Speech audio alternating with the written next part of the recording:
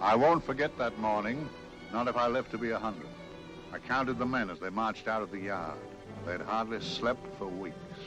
We of the CID had slept even less, but the nightmare that kept us awake was all the same nightmare. That's why we weren't surprised when the commissioner asked us up to the conference room for a bit of a talk. He'd talked to us plenty, we knew that. It didn't help any to know what was ahead of us.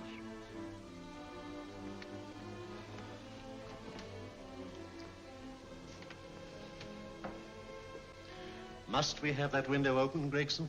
Oh, shut it if you want to. Chief will be in enough of a temper without having a ruddy blast down the back of his neck.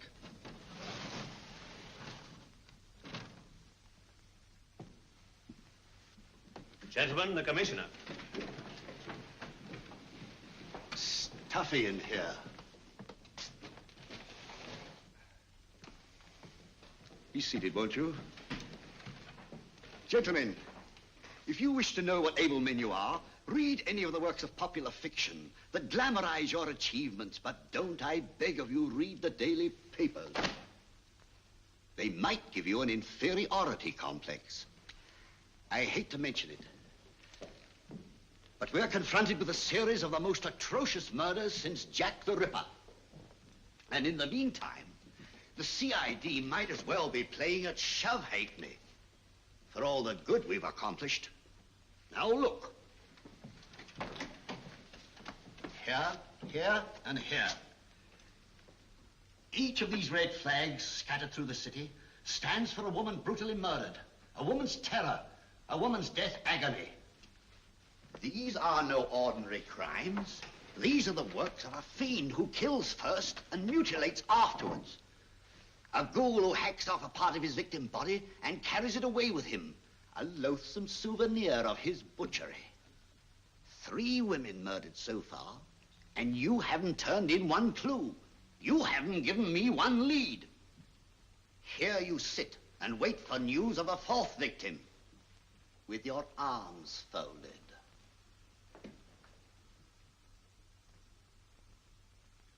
Well, we hadn't long to wait.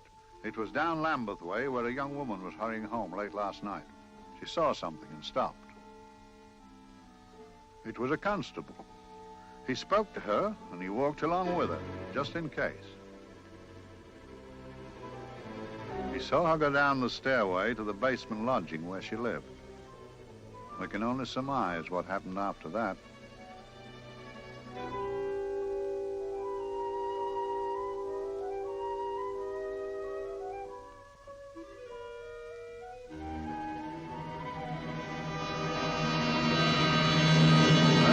My pride in my pocket and went to see the man who'd so often helped out Inspector Lestrade and myself in the past, Mr. Sherlock Holmes.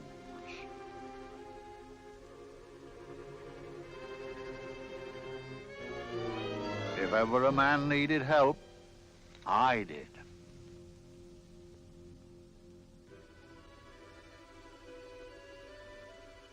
This makes 4, Inspector. 4 defenseless women here in the heart of London. And everyone with the right forefinger hacked off. Not hacked, Inspector Gregson. Cleanly, expertly severed. The work of a skilled surgeon. That's our only clue. Much about the age of my sister's girl. Is there no way of stopping this, Mr. Holmes? Yes. There's a way, somehow. The fiend that did this. I promise. I promise. We've nothing to go on. That's the rotten part of it.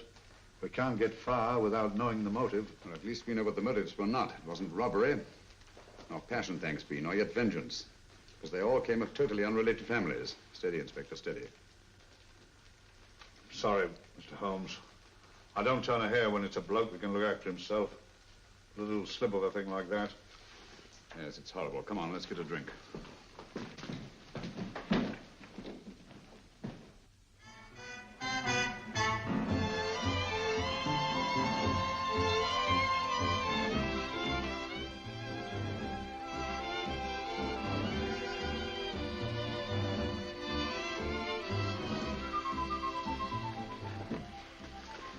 Good evening, Mr. Holmes. Good evening, Vincent. Whiskey and soda, please, and a double for my friend here, Inspector Gregson.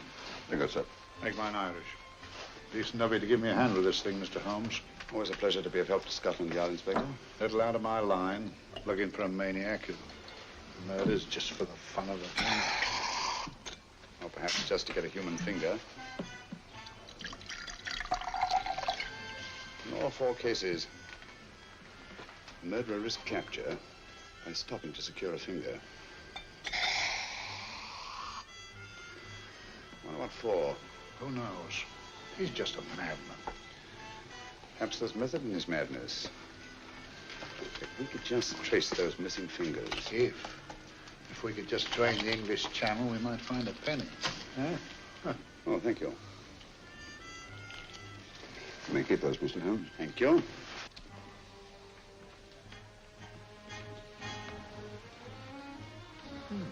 It's a George Fenwick, isn't it? Yes. Is that his daughter with him? Don't be so naive, Inspector. You know everyone, don't you, darling? Well, hardly. A week ago, I didn't know you. A week. How fast it's gone.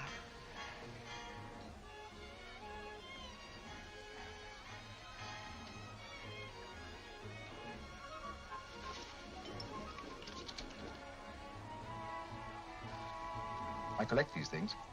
How very quaint of you. Shall we go? Yes.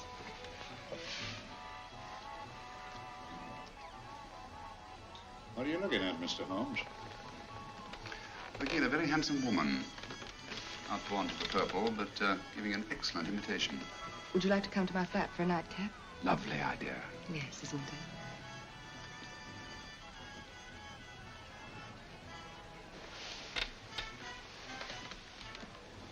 Wonder where she's taking Sir George Fenwick.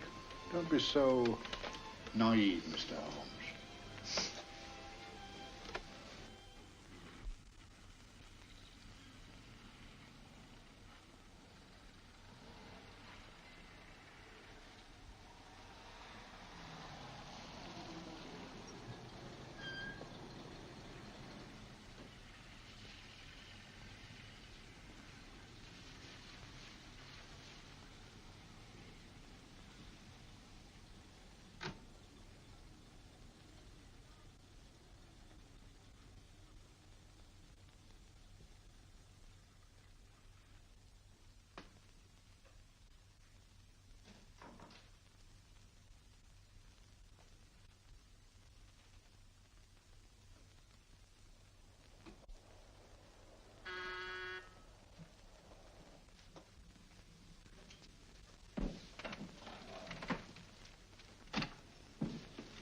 Good evening, Mum. Hello, Grandon. Any messages? No, Mum. Thank you. Drinks, Grandon. One of your nice surprises. Yes, Mum. I say, you don't mean that, Grandon's a marvel, aren't you, Grandon? Yes, Mum. You wouldn't believe the things she can do. Ah, charming place. Delightful. Really? Do you think so? I'm so glad. Do sit down. Do you mind? Do I mind? What a question. I don't mind anything, really. Except not being with you. Now, you really don't want me to believe that, do you? Not too seriously. Good. We're both quite grown up, aren't we? Quite.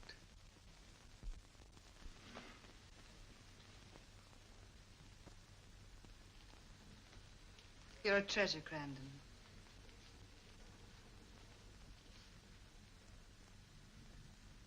And lower the lights a little as you leave.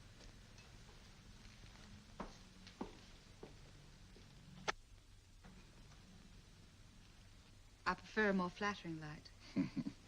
In any light, you'd be... Would I? And don't you know it? Perhaps I do.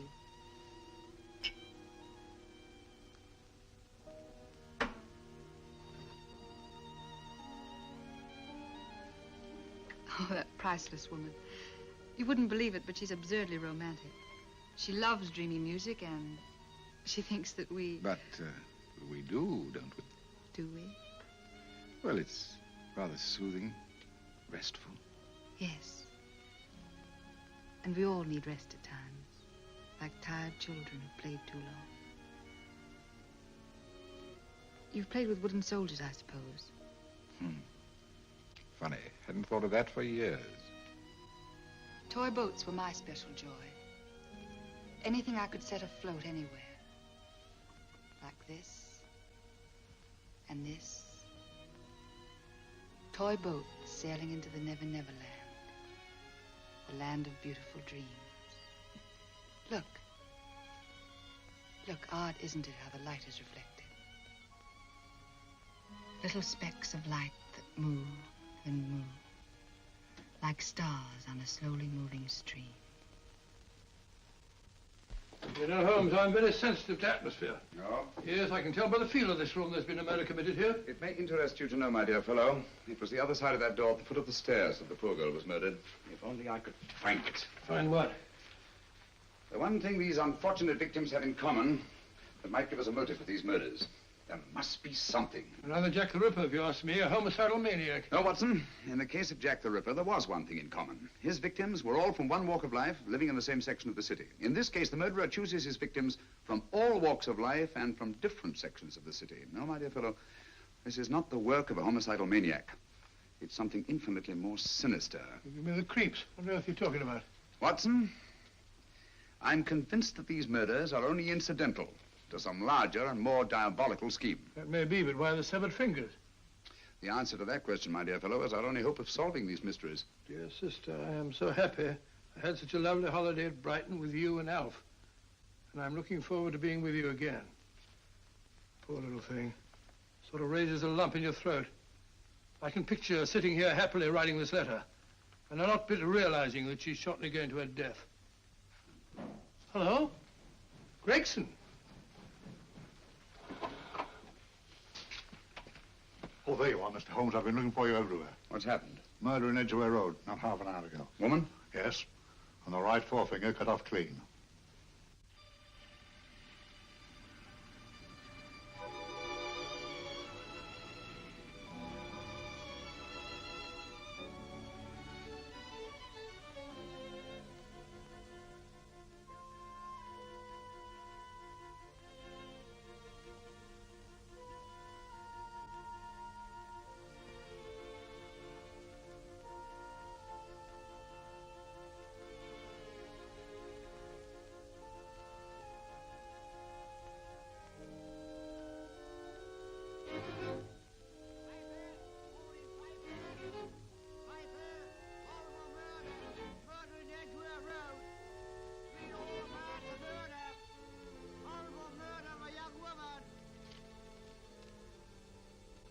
Piper!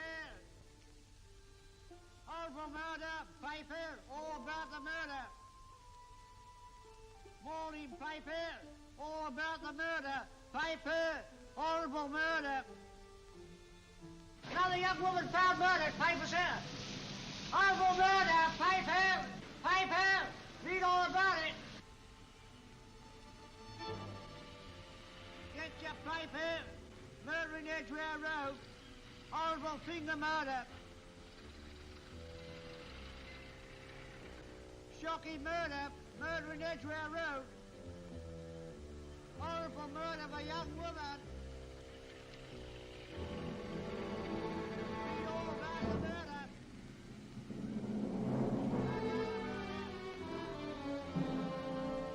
Only fancy, Mum. There's been another of those horrible murders. Dear, dear, how shocking. Yes, Mum. I really don't feel quite safe here myself. Oh, dear.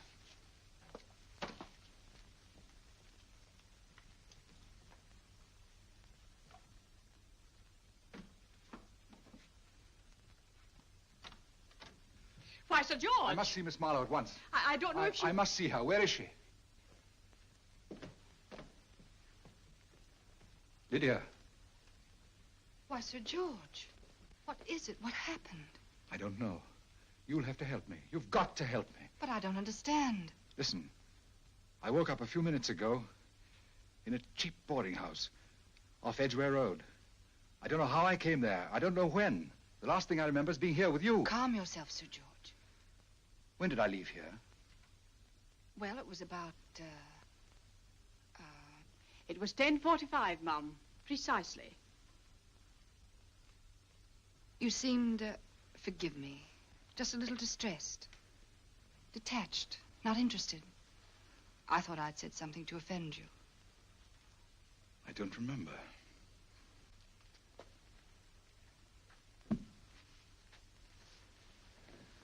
I can't remember.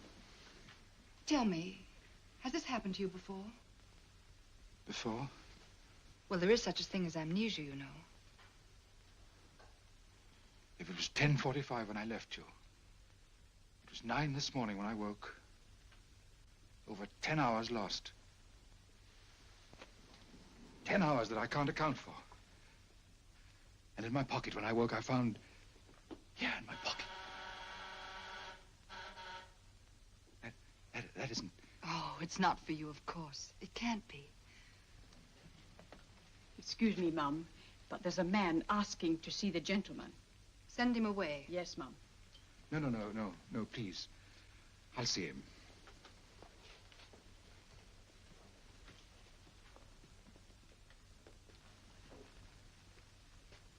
Well? Delightful room. Not much like the place you woke up in this morning. You followed me here? Yes. Are you a detective? Oh, no. Quite the contrary. Don't be afraid, Sir George. You know my name? Oh, yes. A very old and highly honored name. And being the bearer of such a name, and also a very wealthy man, I thought you might care to possess yourself of this trifle. Rather than let it fall into the hands of the police. It is yours, if I'm not mistaken. The initials, GF. Where did you get this? It came out of your pocket. I saw it fall, but you never noticed. You were very busy, bending over something with a knife. Then you put something in your pocket.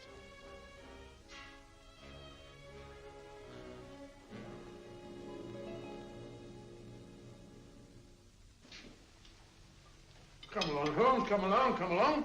How many more times must I tell you? You're missing a treat. This is delicious. Little jam tarts to follow. Aren't you tempted? You and your flesh pots. They tell me that fish is good for the brains. Brains, I haven't any. You realize that a whole day and a night have gone by since that bestial affair in Edgware Road? I'm as much in the dark as ever.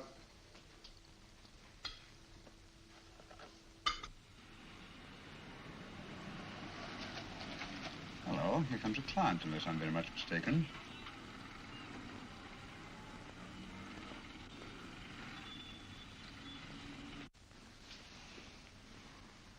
Well, attractive. Very attractive.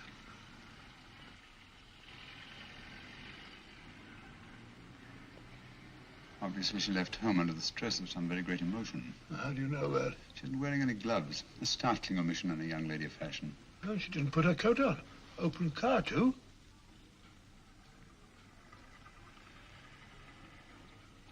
Furthermore, there's something in that bag she wants to show me. What makes you say that? The bag doesn't match her dress, indicating it was picked for size rather than style, to accommodate some bulky object. You amaze me, Holmes. What do you mention, my dear fellow?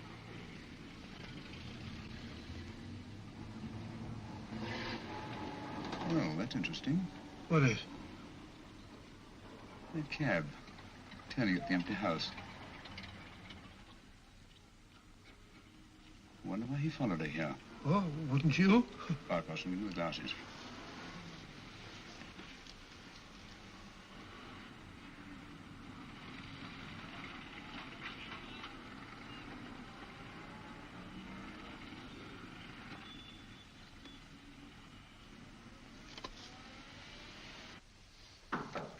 Well, we shall soon know. Yes, Mrs. Hudson? It's a young lady, sir. Most urgent. Ask her to come in. Go right in, miss. Mr. Holmes? Yes, this is my friend, Dr. Watson. How do you do? How do you do? Mr. Holmes, you must excuse me, please. Yes, well, won't you sit down? Come along. May I? It's quite all right. Thank you.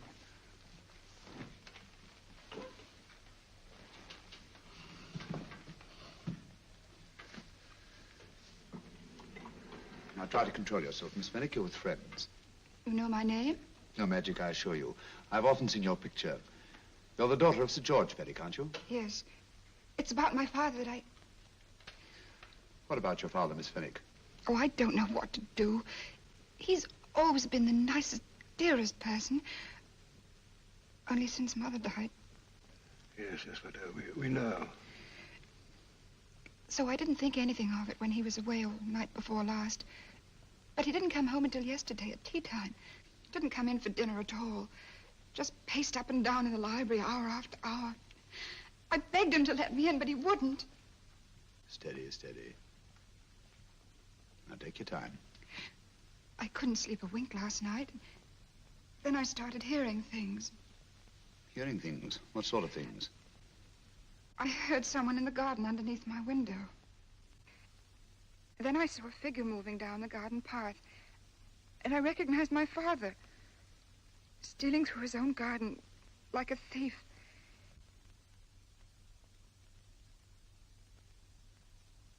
He had a spade in his hand, and he stopped by the greenhouse where he started to dig. This morning, at daybreak, I stole out into the garden and found this.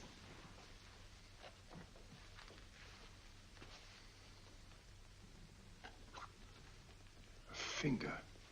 A human finger. Bring up Scotland Yard, will you, Watson? Ask them to get hold of Inspector Gregson and tell him to meet us at once at George Fenwick's house, Kingston. Operator, get me Scotland Yard quick. Where's my father, Norris? He's still in the library, miss. Thank you. We'll see him right away. Will you come with me, please? Thank you. I got your message, Mr. Holmes. Yes, indeed. Dad, may I come in? Dad. It's funny. He doesn't answer. Do you mind? Please do. Thank you. Watson, quick. Oh, Come along, no, my dear. no, no. Take charge of Miss Fenwick, please. Sorry, sir. No, miss, please. Please come along with me.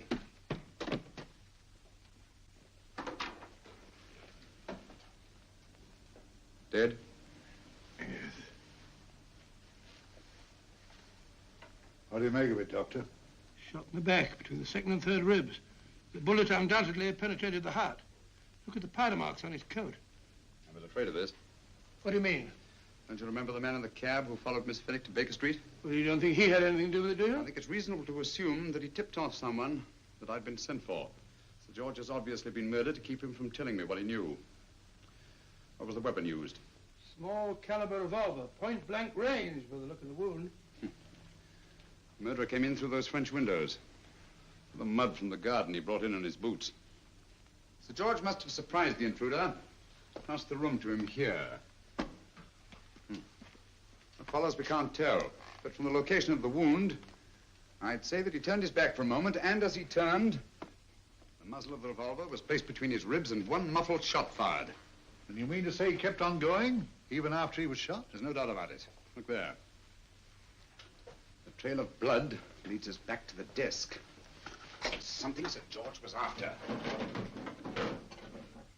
Something. I know. He was trying to summon help, poor chap. I don't think so, Watson. There's the bell pull by the fireplace. No, you'll notice from the trail of blood that Sir George made straight for this desk here. I wonder. There was something he was desperately anxious to get. Hello. His right hand's clenched. That's perfectly natural. Death agony. The left hand lies open. Why only one hand clenched in the death agony? The right hand, the hand nearest the desk. Please note that. If Sir George took something off this desk, something so important that he spilled his last drop of blood to get it, I want to know what it is.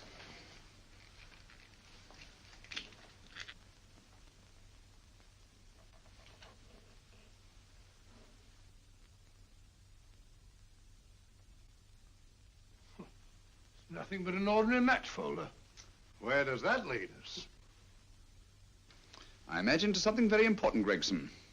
This match folder's from Pembroke House. Why shouldn't it be? He was there, you know. We saw him yesterday. Yes, but the effort he made after he was shot to get hold of this match folder. It's just possible he wanted someone to remember Pembroke House. He may have wished to recall it to someone who saw him there. Someone who, like ourselves, saw him with a woman.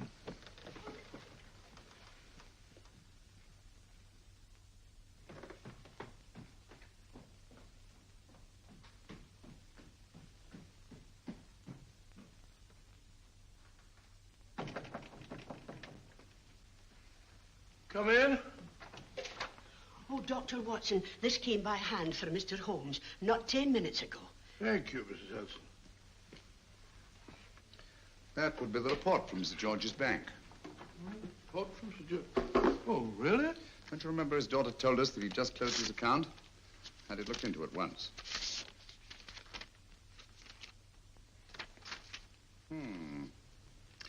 He drew out his entire balance in cash, nearly £10,000, yesterday, just after that young woman was murdered.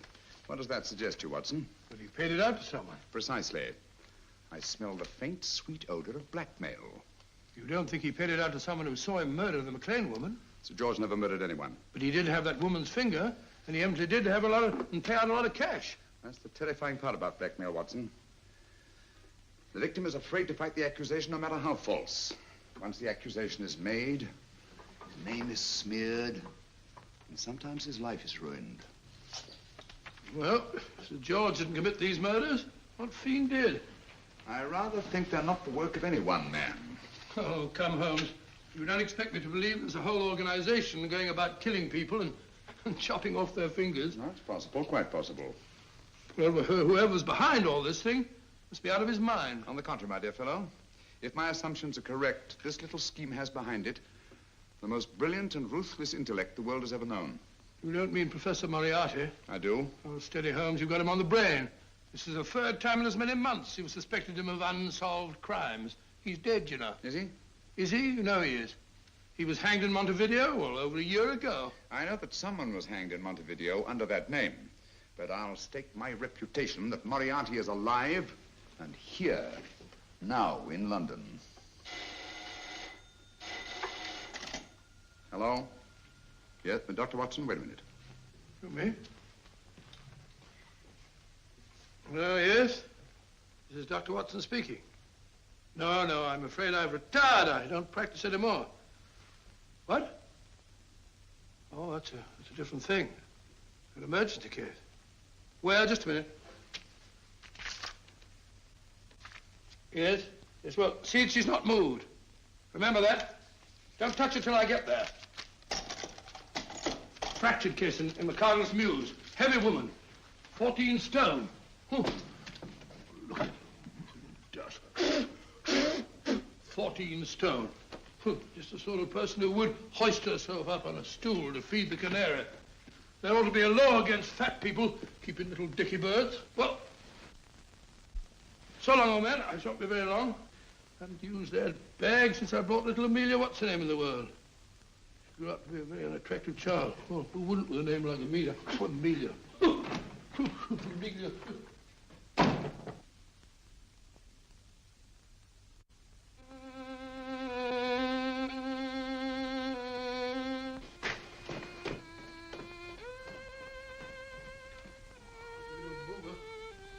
People so stupid about accidents.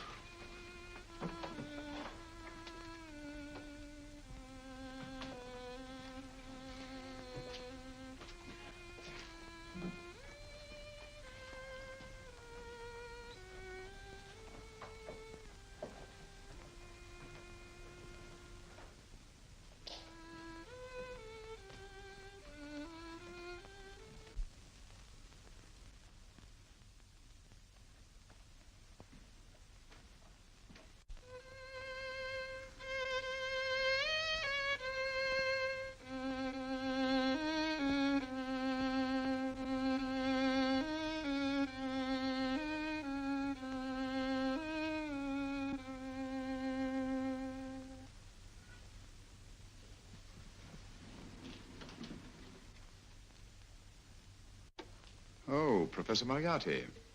Not that I wish to appear inquisitive, but to what am I indebted for the pleasure of this visit? Scotland Yard will be interested. It's very convenient for me to have Scotland Yard think that I'm still dead in Montevideo. I never dreamed of fooling you. Thank you. The thought occurs to me, Mr. Holmes, that there are some advantages in living within the law. You're very comfortably fixed here, aren't you? As I get on in life, the little comforts appeal to me more and more. Oh, I beg your pardon. Won't you sit down? Thank you.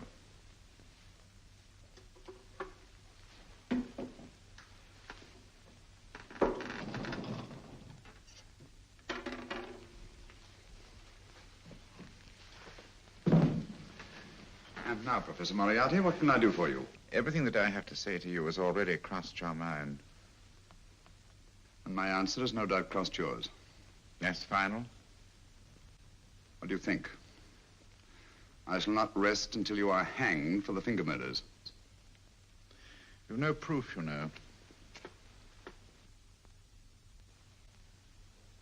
No, not a shred. But I have you. I could turn you over to the police here and now. You could. But if you did, you'd never see Dr. Watson again. Oh, the telephone call. Quite.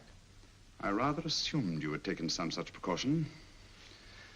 Or I should have snatched up a revolver and indulged in a fit of heroics when you came in. Very smart, aren't you? Not smart enough.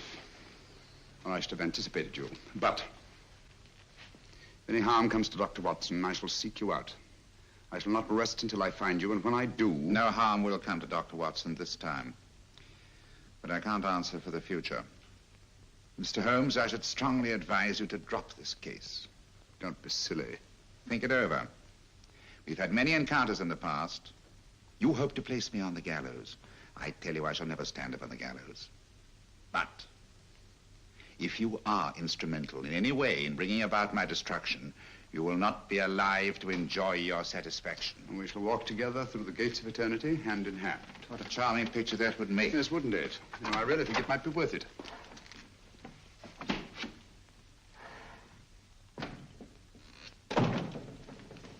Shoelaces, Governor? Tuppence a pair. And strong enough to hang yourself. How many more times must I tell you I don't want your filthy shoelaces or your company? Shoelaces, Governor? Blasted impertinence. Run along, my good man, or I'll give you in charge. Shoelaces, Governor? Shoelaces, Governor? Help a poor bloke. What's only got one arm? Any luck with Mr. Holmes? You can read his obituary in tomorrow's papers.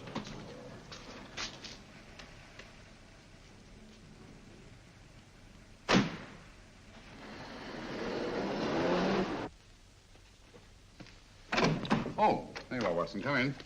I was, just going out to look for you. Look for me what for? Suppose you don't think I know my way about. Well, you're right, I don't. Blast all practical jokers anyhow. Know where I've been? On a wild goose chase. Exactly. There's no such number in McCardle's Muse. Some fool's idea of a joke. Did you see anyone? No, nobody especially. Only a whining old idiot selling bootlaces. Persistent beggar, wasn't he? Stuck to you like grim death. Huh? How do you know? And finally left you for someone who looked like Bella Pickings. Someone, my dear Watson, was Professor Moriarty himself. What? He's just called on me. Moriarty here and you let him go? But you must be out of your mind. Why? Well, he bluffed me into believing that he was holding a friend of mine as hostage. Friend of yours who? Oh, nobody very important, just a fat, lazy fellow. Medical man, I believe. Medical man? Do I know him? Yes, I think you do. A fellow by the name of Watson. Watson, never heard. Who, me? I'm afraid so, old fellow. Your street hawker's job was to do away with you in a certain contingency. And you let Moriarty go? Because of me? I had no choice. I can't afford to lose you, old fellow. Well, it's very decent of the old chap, I must say, but... I wish you'd nabbed him. We shall, never fear. I know the motive for the finger murders. All I have to find out now is the method used with the blackmail victims. Method? Yes. How does Moriarty get them to the scene of the crime? How does he plant those severed fingers on them? And how does he scare them into believing that they may have committed those atrocious murders themselves? Curious.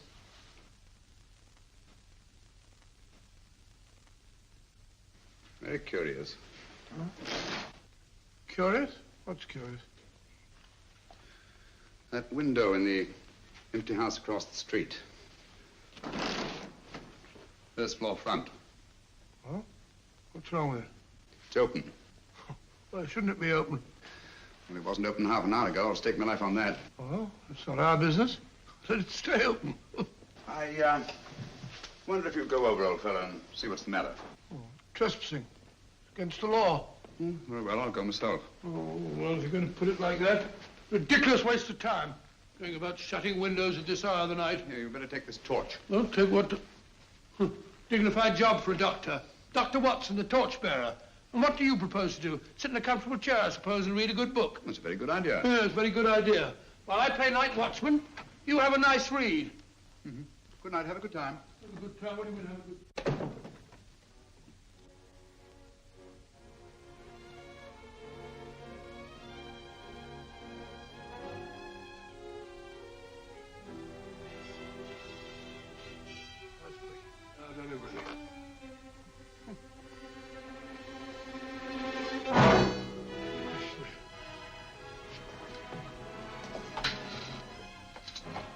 What is for?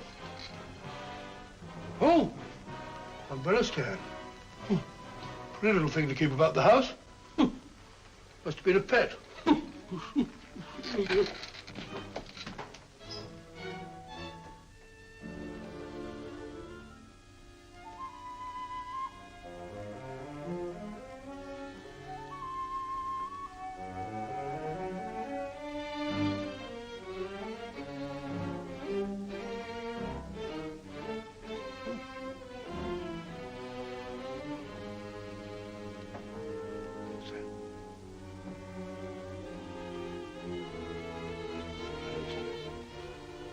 Rat rubber. This was not.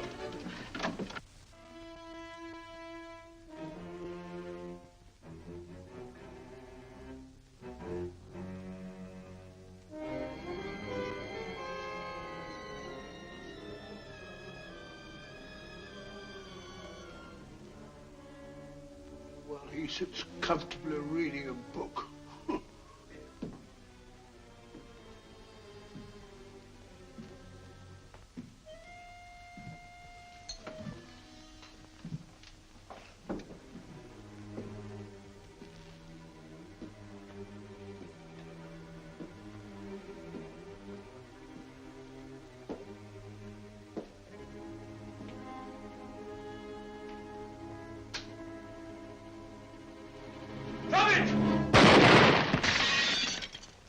He killed Holmes! He killed Sherlock! Watson. You? But I saw him shoot you a second ago. Not me, my dear fellow. Merely the bust of Julius Caesar.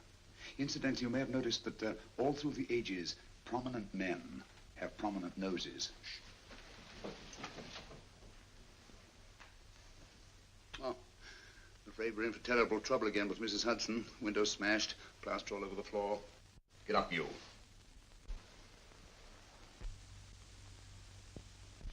Corporal Williams, Middlesex Regiment. Discharged from the army as physically unfit. Papers seem in order.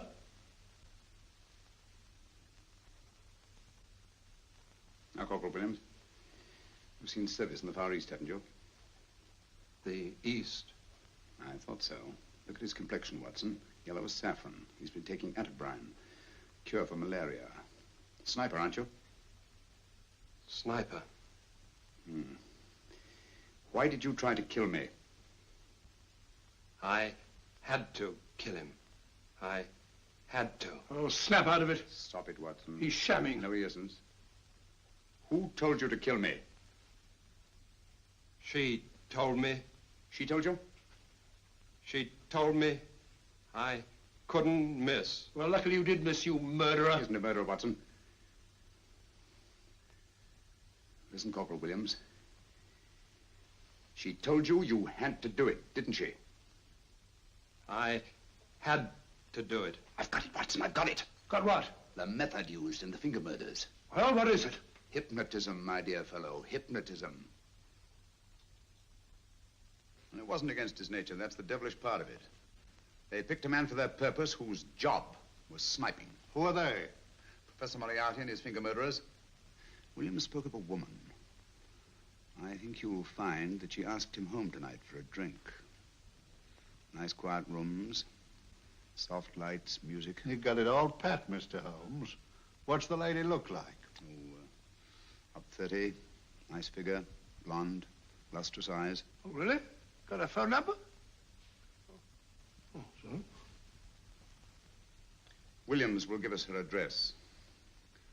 Look after him, Gregson. Don't let anyone come near him. He's our key witness in the finger murders. Well, I hope you're guessing right, Mr. Holmes. Get up, Williams. Now, go with Inspector Gregson anywhere he tells you. Come on. Yeah. Ring me as soon as he comes to himself, will you? I will. Good night, gentlemen. Good night. Well, if you believe that fellow Williams was hypnotized, I suppose you think Sir George Fenwick was hypnotized too. Yes, I'm quite sure of it. Have a cup of tea? Thanks, old boy. Nothing to eat. But why didn't these people make Sir George do the murder himself? Because they didn't want to get him hanged. They wanted to blackmail him. Well, who do you think the actual murderer is? One of Moriarty's gang. A diabolically simple technique. Kill a woman. Yes. But why cut off the fingers? My dear fellow, don't you understand? The severed finger is what links the blackmail victim to the murder. He wakes, finds the grisly thing in his pocket. He doesn't know how it got there. He's no idea that he's been hypnotized. For all he knows, he may have committed the atrocious crime during some dreadful lapse of sanity. In that state, when he's utterly demoralized, the blackmailers take over. Is that it? Undoubtedly. You see, they swear that they saw him commit the murder. And being human, the victim will pay anything rather than stand trial on a charge that will make his very name loathsome. Oh, it all fits in if you believe in hypnotism. Yeah. The only possible explanation. You think the hypnotist is that woman with the blonde hair and the lustrous eyes, the woman you invented? I didn't invent her. I saw her. What on earth are you talking about?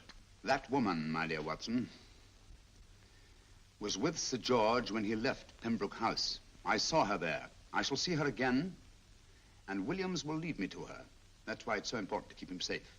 He will identify her.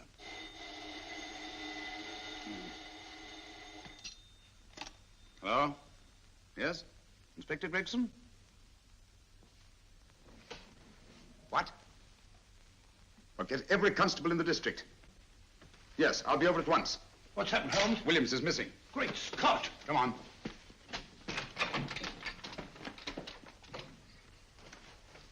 Lorry crashed into Gregson's car. During the confusion, Williams disappeared.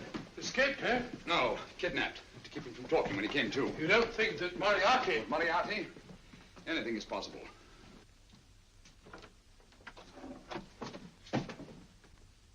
Williams! Dead. You see, anything is possible.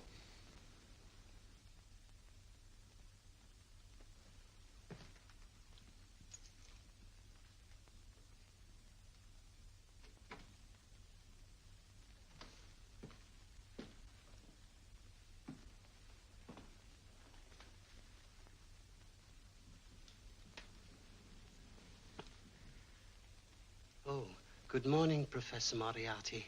You startled me. I'm dressing another dolly, a dear little nurse. Is there anything wrong with your finger? Just a splinter. Nasty thing, splinters. Most trying. One can't be too careful, but I'll get it out for you. I have the very instrument to help you. Sharp enough to split a hair. Put those tools away until they're needed. But they're not tools, sir. They're instruments. Put them away. Is Lydia in? Yes. But really, you should let me. Get dressed. Holmes and Watson just left Baker Street for the Mesmer Club. Mesmer Club? The meeting place of all the top hypnotists in London. Do you suppose that Mr. Holmes is onto our method? If he suspects, it's merely a suspicion. It's our business to see that it ends there. I hope you're right. Williams passed away before he could talk, remember? What do you want me to do? Go to the Mesmer Club, meet Holmes, and induce him to come back here. Isn't that a bit dangerous? Every meeting with Sherlock Holmes is potentially dangerous. However, you say he didn't see your face at Pembroke House. And how would you suggest I get Mr. Holmes to accompany me here? Kidnap him? Oh, no. Holmes has one weakness, his insatiable curiosity. If you can arouse that, you can lead him anywhere. It's up to you to take advantage of any opportunity that may arise. This way, please, gentlemen. I'll tell Dr. Onslow that you're here. Thank you. And this is the Mesmer Club. If you ask me, hypnotism is a lot of mumbo-jumbo. Oh, come now, Watson. As a medical man, you must admit that hypnotism has its place in modern science. That may be, but 90% of hypnotists are crooks of the worst kind. Nothing more than a lot of charlatans exploiting weak-willed morons. Ah, Dr. Onslow, I believe. Happy to meet you, Mr. Holmes. Your brother Mycroft suggested I might be of help to you. He's a valued member of our little group of charlatans and crooks. Oh, beg your pardon, sir. I didn't know you were listening. Behind the curtain. My friend, Dr. Watson. Oh, delighted. How do you do? I wonder now. You see, we're in the midst of a little experimental session at this very moment. If you'd care to join us. Oh, certainly, certainly. That'd be very instructive. Oh, well, will you follow me? Thank you. In treating his patients. But today, the therapeutic value of hypnotism, as we now call it, is conceded by innumerable physicians. Especially is it of value in surgical cases where the administration of local or of general anesthetic is inadvisable. Inadvisable poppycock. Oh, sorry. For the sake of latecomers, I may say that I have placed this subject under profound hypnosis. In this condition, he can feel no pain, even under applications which normally would be excruciating. Excruciating? You excuse me, please. Carter, you are having a peaceful sleep. You feel nothing. Your arms and your hands are without sensation. Mowbray, the long needle.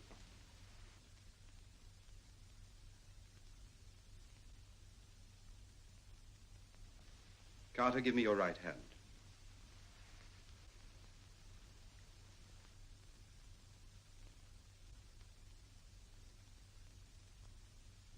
As you observe, the needle has been thrust completely through the subject's hand. No feeling, no pain. This lack of feeling is the one infallible test of profound hypnosis. Nonsense. Fellow's full of drugs. Oh, isn't he? Definitely not, Doctor. Wake up, Carter, wake up. You feel well and rested, remember. No pain anywhere. Wake up, wake up. I say, when are you going to begin? All through, Carter. Stand up. This way, sir. And, are these all the people that come here? Oh, no. Others keep dropping in all the time. I suppose it's all right for those who believe in it, but of course, I'm a professional man myself. Then you don't believe in hypnotism, Dr. Watson? Oh, I don't deny that there are certain types of hysterical, feeble-minded people who go under if you point your finger at them. But anyone with an ounce of character... How right you are. You see right through our little artifices, don't you, Doctor? Right through, my dear sir. Right through. Quite so. But with the feeble-minded, as you say... excuse us, Mr. Holmes. Certainly. Step over here, won't you? Certainly, sir. Anything to oblige. Let me show you how easily we charlatans take advantage of them. Now, sit down, Doctor. Now, we set a thing like this in motion. It's wonderful, the attraction on the feeble-minded, of course. The continuous motion, if they just let themselves follow it. Of course, you could stare at it till doomsday, Dr. Watson, with no effect at all. Still, it might make you a little drowsy, like the white ribbon of road at night when you're driving. The rhythm is smooth, unbroken, and the road goes on and on, round and round, always the same, winding and winding. And you're drowsy, you're tired. Let the road come into you, as it were. The long road, the smooth road, the road to sleep. Sleep.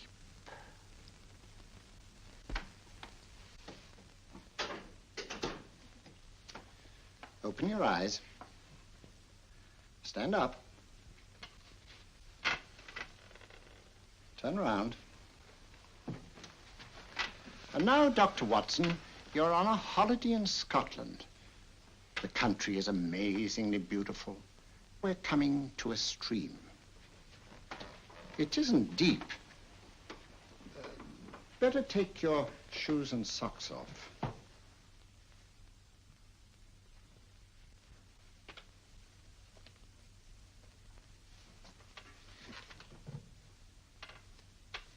Roll up your trouser.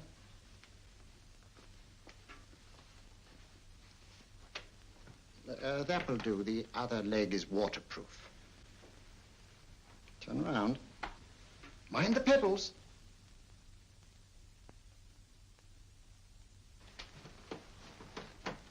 Sit down.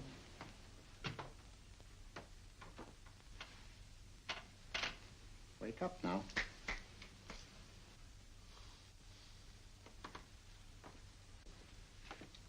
I see. What I tell you, it didn't work with me. Why, nobody with an ounce of character.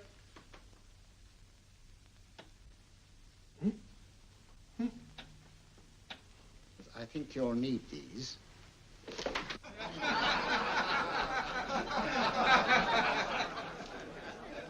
Nothing to laugh at. Watson, she's here. Oh, the woman you're looking for? Yes, I'm going to meet her. Perhaps I can induce her to take me to Moriarty. Do you think it's wise, Holmes? It may not be wise, but it's essential. After all, I've held me on with Moriarty in the past. But isn't it dangerous? She might be a hypnotist. If my will isn't stronger than hers, I deserve to be hypnotized. I feel I must protest, Dr. Onslow. I was told this was a gathering of serious students of a great science, and I find myself in a company of buffoons. Oh, my dear madam. Elliot's and Esdale Braid. Were those men martyrs for the truth, that you may laugh over your childish, cruel tricks? I must say I'm in complete agreement with you, madam. This was most unnecessary performance, Dr. Onslow. Beg your pardon, sir. My name is Holmes, Sherlock Holmes. At your service, madam. Thank you, Mr. Holmes. I'm afraid I've created a rather embarrassing situation. But you see, I'm interested in the serious study of hypnotism. So am I, too. Perhaps we have something in common, Mr. Holmes. Perhaps we have. Would you join me for a cocktail at Pembroke House? I should be delighted. Good.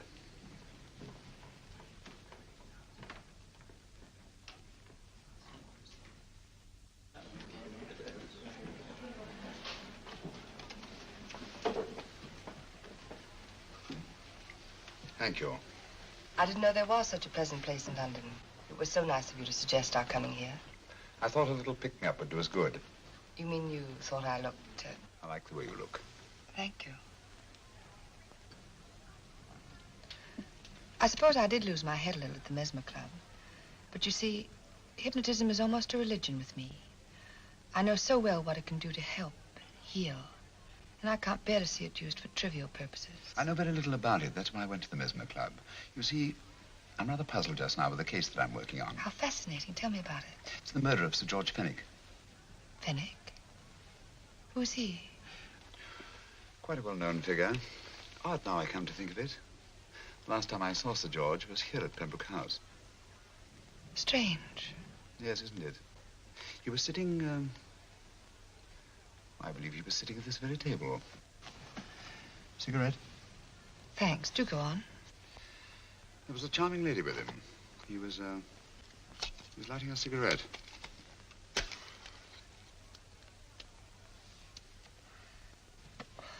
Charming. Did you see her face? No worse luck. Merely her back. How unenterprising of you. Yes, wasn't it? Afraid I'm getting a little older. I shouldn't say so. That's nice of you. Still, the first time in my life, I've got hold of a case that's beyond me. I'm actually losing sleep over it. You know, Mr. Holmes, I believe I could help you. Really? I should be very grateful. You're amused. Oh, merely skeptical. How would you go about it? I've used hypnotism more than once in healing. Not for profit. I'm not a professional. But I do think I could help you. If you'd care to... I can't think of a pleasanter experience.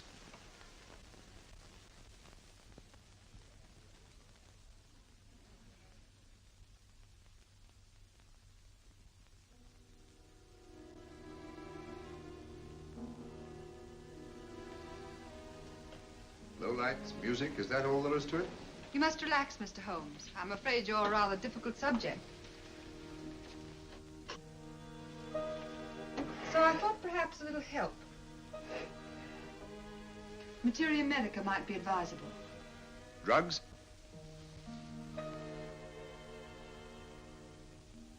No, I'd rather not, if you don't mind. As a matter of fact, I'd rather not myself. But Schrenk-Notzing, he practiced in Munich, you know. Believed it the best means for difficult subjects. Do you mind? Well, as a matter of fact, I don't approve of sedatives. Just as you wish. We don't have to go on with this at all, you know. Wait a minute. Wait a minute. All right. I'll take a chance. It's really quite harmless. What is it? Cannabis japonica, an oriental soporific. You'll need water.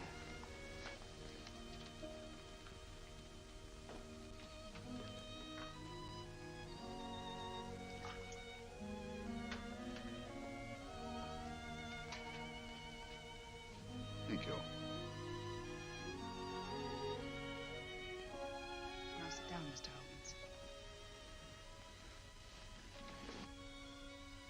Holmes. You'll feel yourself growing drowsy. Don't fight it. Give in to it. Because you do want to sleep, you know.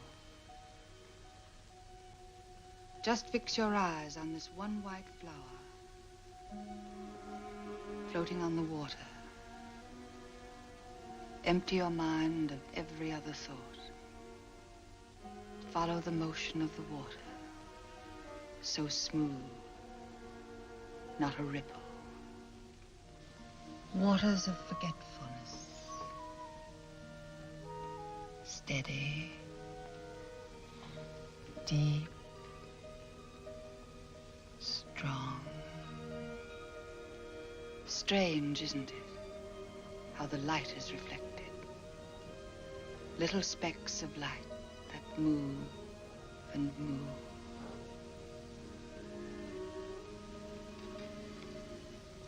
It's restful here.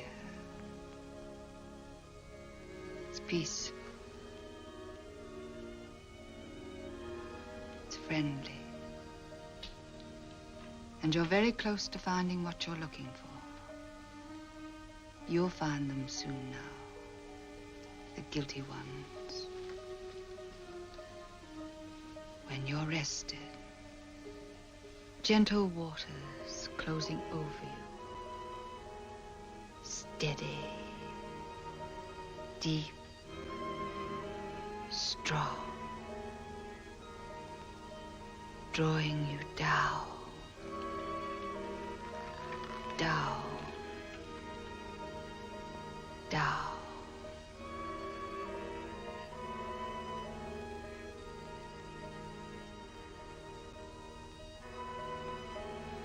Sleep.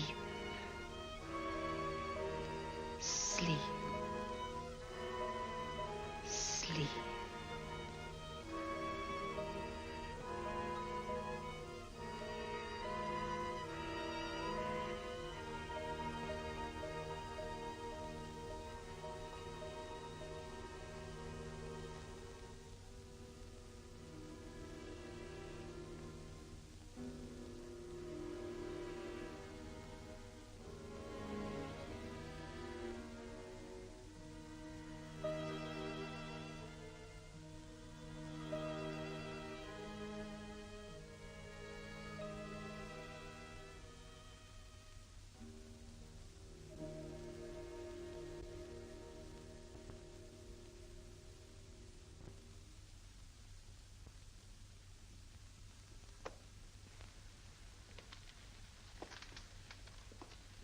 Here he is, Professor Moriarty.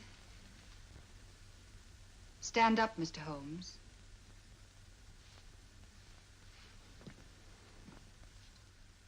Open your eyes. Face this way. Are you satisfied? We are dealing with a clever man. He may be shamming. There's just one infallible test for profound hypnosis. You ready, Dr. Simnel?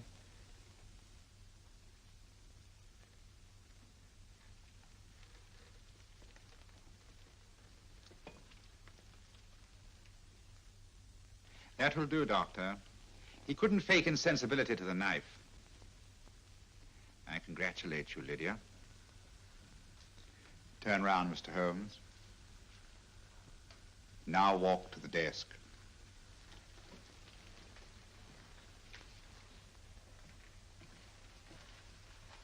Sit down. Take that pen and write what I tell you to write. I have at last found a case which I cannot solve.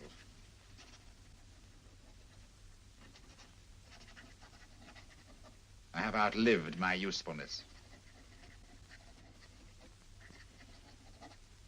Therefore, I have decided to end my life.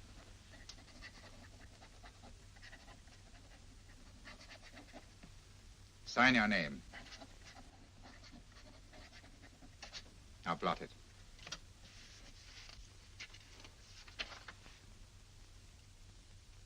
Fold it up and put it in your pocket. Come, Mr. Sherlock Holmes. Go out onto the terrace. But it won't look like suicide, sir. I'm sorry, but Mr. Holmes' injuries must all be self-inflicted.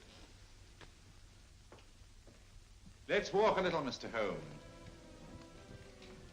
It's so pleasant here in the garden. Just step up here onto the terrace. It's a nice, broad terrace. Now turn to the left and walk slowly to the end of the terrace.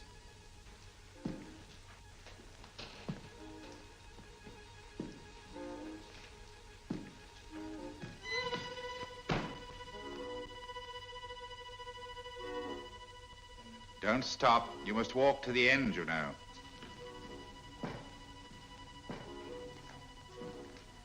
The end leads to an open doorway. You can pass through it in perfect safety. In the room beyond the doorway, you'll find what you've been looking for. Must you drag this on? This is the moment I've been anticipating for a long time, my dear. Go on, Mr. Holmes.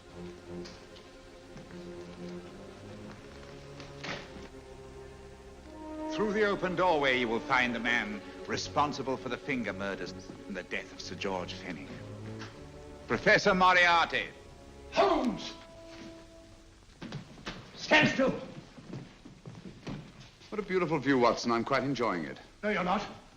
You're hypnotized. You're under a spell. Stand still. Don't move. Steady, Holmes. Steady does it. Stand perfectly still where you are. Nonsense, Watson. You don't know what you're doing. Of course I know what I'm doing.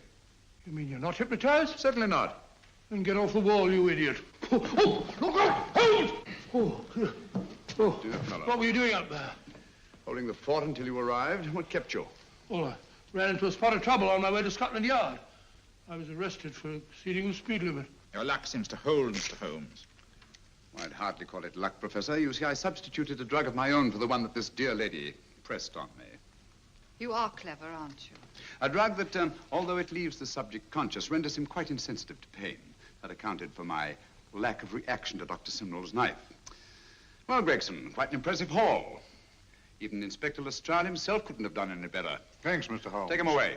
All right, put her in the van. I was right, Mr. Holmes. You are a difficult subject. Thank you. And now, Professor, our score is settled. Au revoir until I see you on the gallows. The rope has not been made that'll go around my neck. Come on.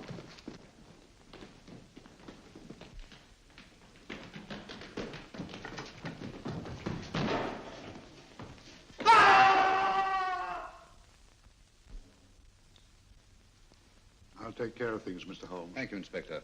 Come on. An evil man, Holmes, but what a horrible death. Better than he deserved. What are you thinking of? I'm thinking of all the women who can come and go in safety in the streets of London tonight. Stars keep watch in their heavens. And in our own little way, we too, old friend, are privileged to watch over our city.